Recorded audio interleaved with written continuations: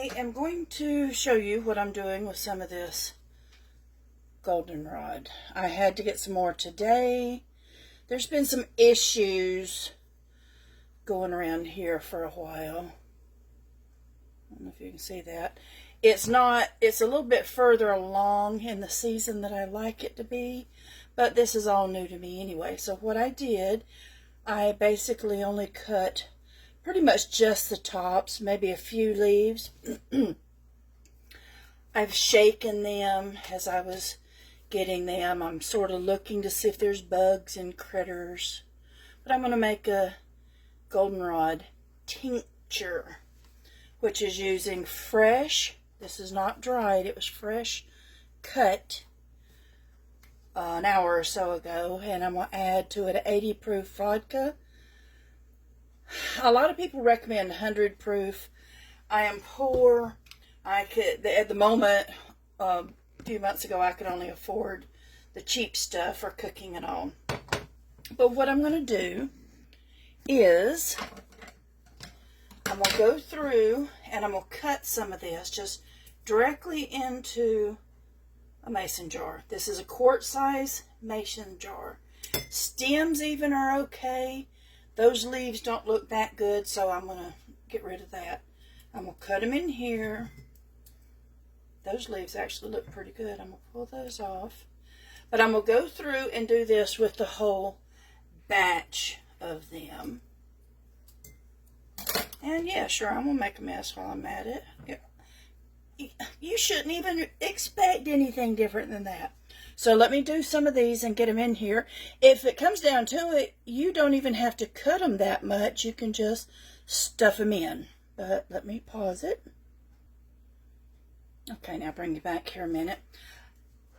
People do warn you that whenever you get this, unless you're going to dry it, either in a dehydrator, which I tried it and it didn't turn out right in my opinion, but there's going to be little tiny bugs or spiders in this, and I hate to bust your bubble in case you're uninformed about this as well.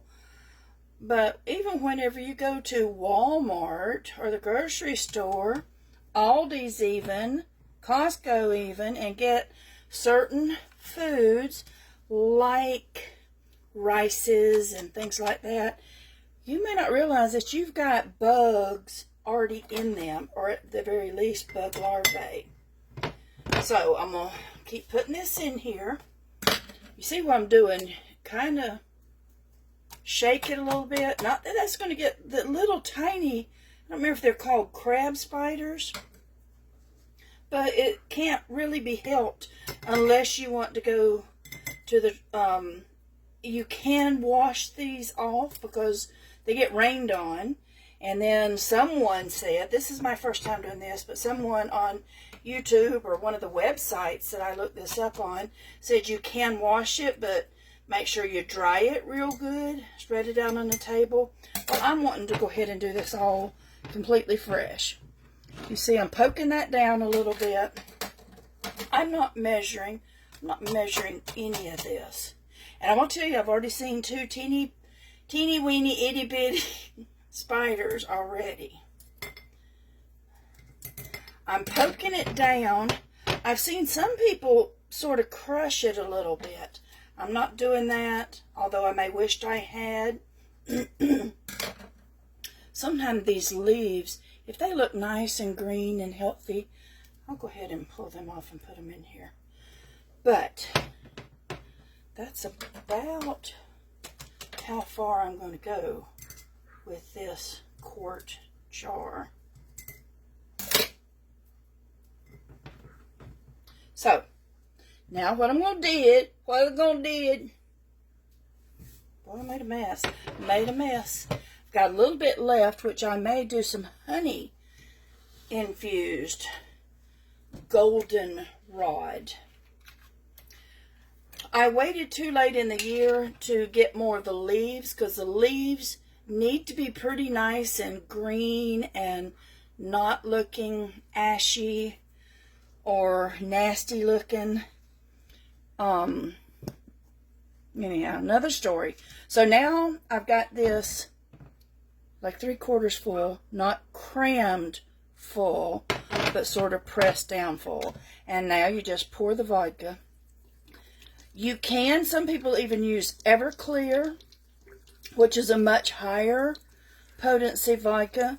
They do say that certain grain alcohols are going to be so potent, so high proof, that they don't have enough water in it to do a good job.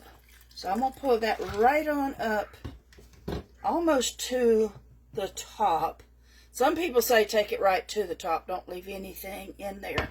What I'm going to do here, hold on. I was hoping not to use metal, so here's a plastic straw, and I'm going to stir that around. Yes, you're going to have some floaters. And they were talking about how good this smells as you're cutting it. I thought it was just for the camera, but no, it does smell pretty good. Okay, now that brought it down just a little bit. I think I am going to err on the side of caution and fill that on up a little bit more. Okay, you're going to have a little floaties issue here. Any bugs, this sounds nasty, I guess, but any little tiny spiders or anything else that may still be in there, they won't live through. There goes a tiny little spider there. They won't live through this alcohol, but neither will certain other problems. Bacteria can't grow in this. And I'm just going to leave it like this for 4 to 6 weeks. I'll try to share some links with you, telling you some information on this and what it's good for. It's anti-inflammatory. It really helps a lot. They say, all the experts say, it helps a whole lot with allergies, fall seasonal allergies. Goldenrod, what they're claiming, many experts and even some of the medical sites are saying goldenrod is not what is making your sinuses go berserk. Everybody blames it on goldenrod because this is the time of year it blooms. So they just automatically assume it's the fault of goldenrod. So I'm going to label this. I didn't get my pen ready now, and I'm going to say goldenrod and alcohol tincture, and I'm going to date it.